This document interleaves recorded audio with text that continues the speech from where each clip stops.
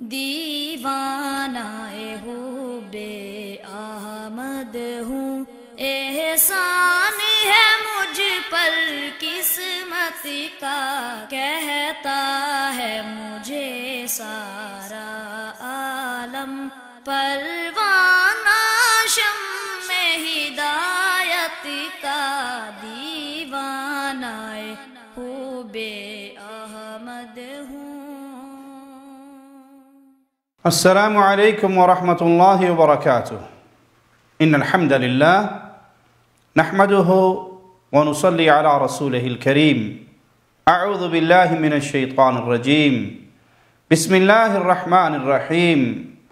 قل هو اللہ احد اللہ الصمد لم یلد ولم یولد ولم یکن له کفوا احد۔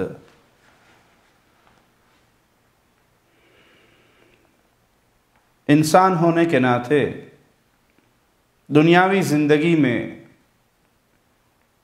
انسان ایک دوسرے کا محتاج ہوتا ہے، ایک دوسرے کے کام بھی آتا ہے، ضرورت بھی پوری کرتا ہے۔ ضروریات زندگی میں کسی سے کوئی چیز مانگنا، ادھار لینا، اس میں کوئی حرج نہیں، لیکن کسی سے صدقہ و خیرات کا سوال کرنا، اگر یہ بغیر ضرورت کے ہو تو بہت بڑا گناہ ہے۔ ایک انسان کو حاجت نہیں، لیکن وہ اپنا مال بڑھانے کے لیے یا لالچ کی بنیاد پہ لوگوں سے صدقے خیرات مانگتا ہے تو یہ بہت بڑا گنہگار ہے۔ لیکن اگر وہ حاجت مند بھی ہے تب بھی ایمان کا کمال یہ ہے کہ وہ اپنی درخواستیں اللہ کے سامنے پیش کرے۔ آئیے رسول اللہ صلی اللہ علیہ وسلم کی چند احادیث سے یہ درس لیتے ہیں۔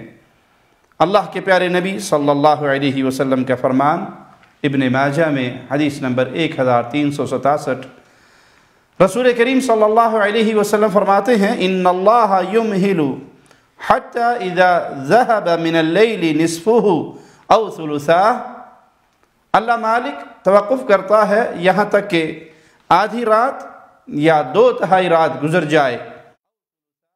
قال تو فرماتا ہے لا يسألن عبادی غیری، میرے بندوں کو میرے سوا کسی سے سوال نہیں کرنا چاہیے، کسی سے مانگنا نہیں چاہیے۔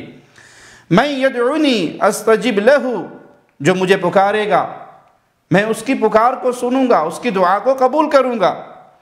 من یسألنی اعطیہ، جو مجھ سے مانگے گا میں اسے عطا کروں گا۔ من یستغفرنی اغفر لہ حتی یطلع الفجر، جو مجھ سے بخشش کا سوال کرے گا میں اسے بخش دوں گا، اور یہ کیفیت صبح صادق کے طلوع ہونے تک جاری رہتی ہے۔ مالک عطا فرماتا ہے، مالک رحمتیں فرماتا ہے، مالک اپنے بندوں کی ضروریات کو، ان کی دعاؤں کو، ان کی التجاؤں کو سنتا ہے اور انہیں عطا فرماتا ہے۔ اور مالک چاہتا یہ ہے کہ اس کے بندے جب بھی ہاتھ پھیلائیں سوالی بنے تو وہ ایک اللہ کے سامنے بنے۔ سیدنا عوف بیان کرتے ہیں کہ ہم 9، 8 یا 7 کے قریب افراد رسول اللہ صلی اللہ علیہ وسلم کے پاس حاضر ہوئے تو آپ نے فرمایا لا تسألوا الناس شیئا، تم لوگوں سے سوال نہ کیا کرو، لوگوں سے کچھ نہ مانگا کرو۔ معنی یہ کہ درس دیا جا رہا ہے امت کو پیارے نبی محمد کریم صلی اللہ علیہ وسلم کی مبارک زبان سے کہ اپنا تعلق اللہ سے جوڑو، اپنے سوالات، اپنی حاجات اللہ کے سامنے رکھو۔ سیدنا عوف فرماتے ہیں اس کے بعد میں نے ان میں سے بعض افراد کو دیکھا اگر کسی کا کوڑا گر جاتا تو وہ کسی دوسرے سے یہ نہ کہتے کہ میرا کوڑا اٹھا کر دو، وہ اپنا ہر سوال اللہ کے سامنے رکھتے، اپنے کام اپنے ہاتھ سے کرتے، اور جب دامن پھیلاتے، جب ہاتھ پھیلاتے، جب مانگتے تو اللہ سے مانگتے۔ سیدنا ثوبان بیان کرتے ہیں، اور یہ حدیث ابو داؤد میں 1643 نمبر، کہ رسول اللہ صلی اللہ علیہ وسلم نے فرمایا من تکفل لی ان لا يسأل الناس شیئا فأتکفل له بالجنہ، جو مجھے اس بات کی گارنٹی دے دے کہ وہ لوگوں سے کسی چیز کا سوال نہیں کرے گا تو میں اس کے اس عمل پر اللہ کی رحمت سے جنت کی گارنٹی دیتا ہوں۔ سیدنا ثوبان فرماتے ہیں میں نے کہا میں اس کی ضمانت دیتا ہوں کہ میں آج کے بعد کسی سے کوئی سوال نہیں کروں گا، اور پھر انہوں نے دوبارہ زندگی بھر کبھی کسی سے کوئی سوال نہیں کیا۔ دنیاوی معاملات میں ایک دوسرے سے لینا دینا، اس میں کوئی حرج نہیں، ادھار لینا کوئی حرج نہیں، لیکن جب اپنی حاجات، اپنی ضروریات، اپنی پریشانیاں رکھی جائیں تو وہ ایک اللہ کے سامنے رکھی جائیں۔ لوگوں سے صدقات، خیرات، اس کا سوال کرنا یہ عمل معیوب ہے۔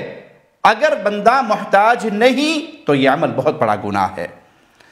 مسند احمد میں 3696 نمبر روایت سنیے، عبداللہ بن مسعود بیان کرتے ہیں کہ رسول اللہ صلی اللہ علیہ وسلم نے فرمایا، من نزل به حاجت فانزلها بالناس، جس کو کوئی حاجت، فقر، فاقہ پیش آ جائے اور وہ اپنی حاجات، ضروریات لوگوں کے سامنے رکھے، تو یہ اس لائق ہے کہ اس کی حاجت پوری نہ ہو۔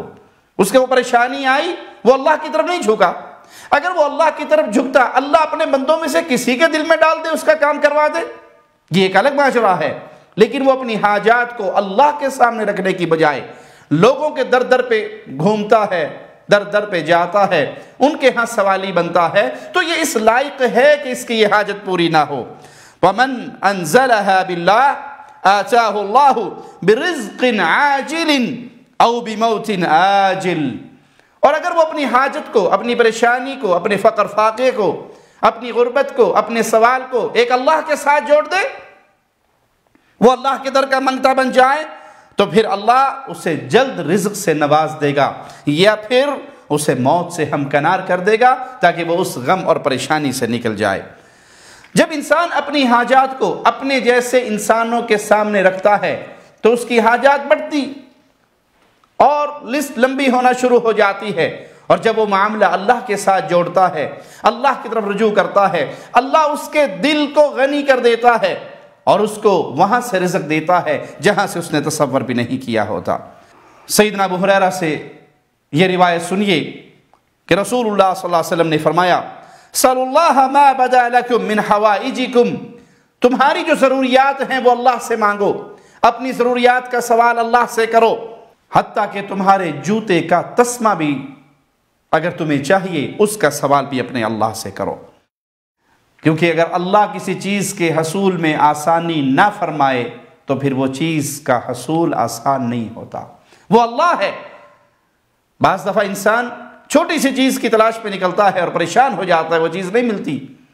اللہ ہے جس کے لیے جو چیز چاہے آسان کر دے اور جس کے لیے جو چیز چاہے مشکل کر دے۔ تو اپنے ہر طرح کے سوال کو، اپنی ہر طرح کی ڈیمانڈ کو، اپنی ہر طرح کی ضرورت کو ایک اللہ کے سامنے پیش کیا جائے، ایک اللہ کے سامنے سوال کیا جائے۔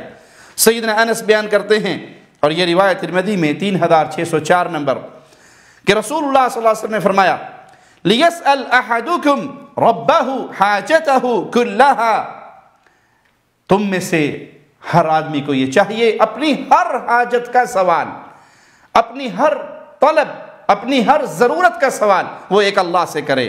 حتیٰ یسأل شسع نعلہ اذا انقطع، اگر اس کے جوتے کا تسمہ بھی ٹوٹ جائے تو وہ بھی ایک اللہ سے مانگے اور اس کا سوال بھی اللہ سے کرے۔ سیدنا مغیرہ بن شعبہ سے روایت ہے کہ میں نے نبی کریم صلی اللہ علیہ وسلم کو یہ فرماتے ہوئے سنا، اور یہ روایت صحیح بخاری میں حدیث نمبر 1477 ہے، ان اللہ کرہ لکم ثلاثا، اللہ تمہارے لیے 3 چیزوں کو برا جانتا ہے، ناپسند کرتا ہے۔ 3 چیزیں تمہارے لیے اللہ نے ناپسند کی ہیں۔ وہ کون سی ہیں؟ قیل وقال، ادھر ادھر کی فضول باتیں۔ اکثر لوگ بیٹھتے آؤ وقت گزاری کے لیے گپ شپ کرتے ہیں، با مقصد کوئی بات نہیں ہے، اللہ کا ذکر نہیں، پیارے نبی صلی اللہ علیہ وسلم پہ درود نہیں پڑھا، آخرت کو یاد نہیں کیا، موت کو یاد نہیں کیا، فضول گپ شپ کے اندر، لطیفوں کے اندر، قیل و قال کے اندر اپنے وقت کو ضائع کر دیا۔ وَإِضَاعَةَ الْمَالِ، مال کی بربادی۔ یہ مال ریڑھ کی ہڈی ہے اس زندگی میں، آپ اس سے اللہ کا قرب حاصل کر سکتے ہیں، آپ اس سے اللہ کو راضی کر سکتے ہیں، غریبوں پہ، یتیموں پہ، بیواؤں پہ، مسکینوں پہ، فقیروں پہ خرچ کر سکتے ہیں، اللہ کے دین کو پھیلانے کے لیے اپنے مال کو خرچ کر سکتے ہیں۔ لیکن آپ اپنے مال کو فضول ضائع کرتے ہو۔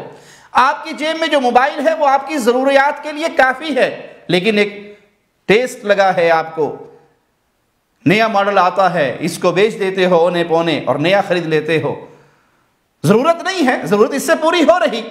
اسی طرح گھر کی ضروریات ہیں, اسی طرح دنیا کی ضروریات ہیں کہ آپ کی ضروریات زندگی پوری ہو رہی, لیکن آپ ضروریات سے نکل کے کمالیات کے دور میں داخل ہو چکے ہو کہ نہیں مجھے وہ چاہیے, گاڑی سب سے اچھی میرے پاس ہو, گھڑی سب سے اچھی میرے پاس ہو, موبائل سب سے اچھا میرے پاس ہو, فرنیچر سب سے اچھا میرے گھر میں ہو.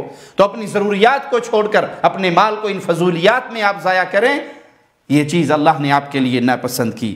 وکثرت السؤال, اور زیادہ سوال جواب, زیادہ کریدنا, اس سے اللہ نے اس کو آپ کے لیے ناپسند کیا. یہاں دونوں چیزیں مراد ہیں.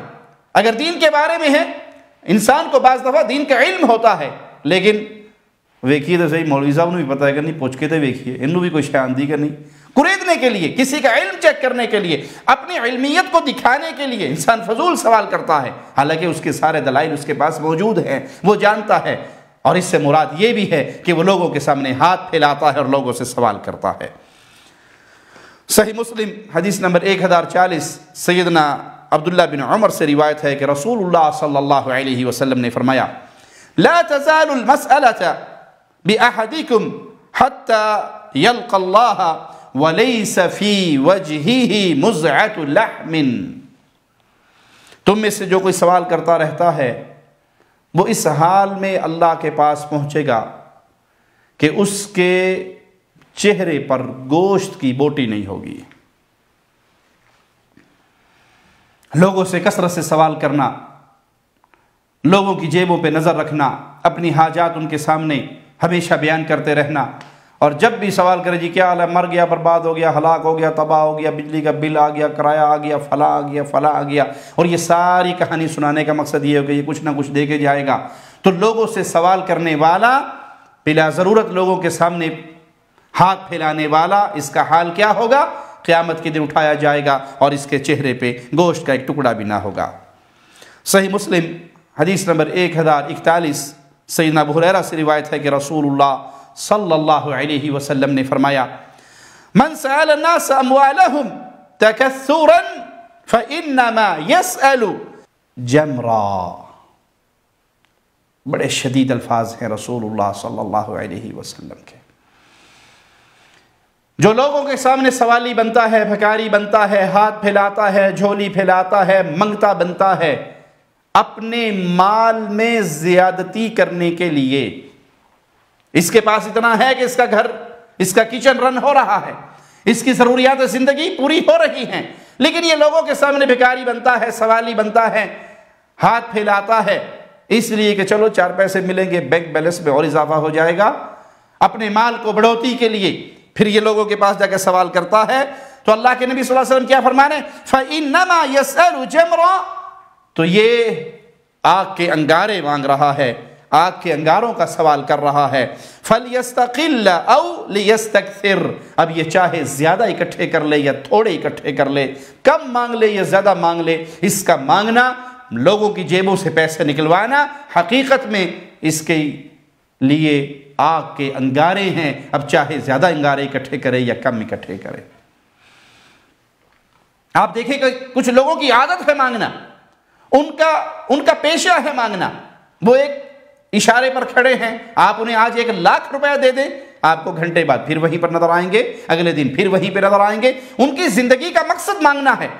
اگر ان کے پاس اب دیکھیں, ان کا بینک بیلنس دیکھیں, ان کے گھر کے حالات دیکھیں, وہ فقیری کے لباس میں انتہائی امیری کی زندگی گزارتے ہیں, سب کچھ ان کے پاس ہے, لاکھوں کے مالک ہیں, لیکن یہ ہاتھ پھیلانے کی جو عادت لگ چکی ہے یہ نہیں چھٹتی اور مانگ کے ہی گزارا کرتے ہیں. تو یہ مانگنے والے, اپنے مال میں بڑھوتی کرنے کے لیے مانگنے والے, آگ کے انگارے وصول کر رہے ہیں, آگ کے انگارے اکٹھے کر رہے ہیں. اب تھوڑے مانگو یا زیادہ مانگو.